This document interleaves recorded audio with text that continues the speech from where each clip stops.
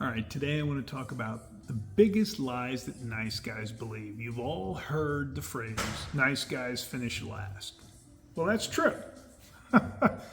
And not because the world is unfair, okay, but because nice guys follow an outdated life strategy that just doesn't work anymore, okay?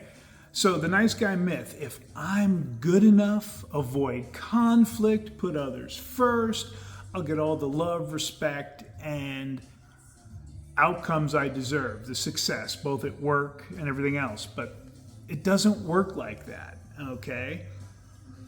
The truth is, people respect men who have boundaries, men who will speak their mind, men who will take action,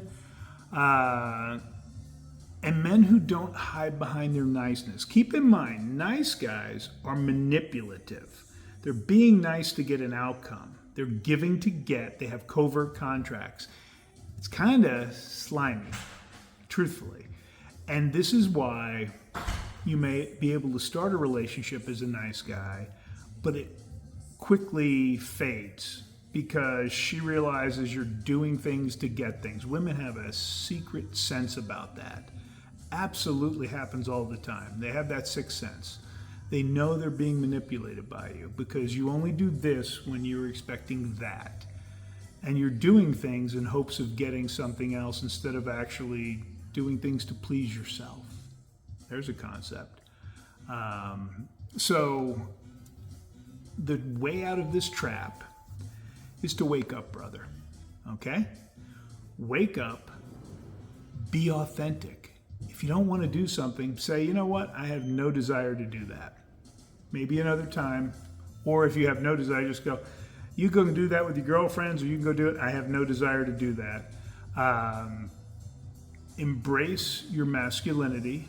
Stop just kissing her ass and trying to please her and avoiding conflict. Spend time with your buddies. Spend time doing things you love, things that you enjoy. Because when you are a grounded, confident, happy, integrated man, you're attractive as all get out to her and others, okay? You and only you can take control of the happiness in your life. Stop thinking you'll be happy when, if I do this for her, then I'll get this and then I'll be happy. You've got to be happy because you've created an amazing life for yourself. And so part of the coaching process with men is we get them to create and build, change their mindsets around this nice guy crap, and then take charge of creating an amazing life for themselves. Because you'd be surprised what happens when you start prioritizing yourself.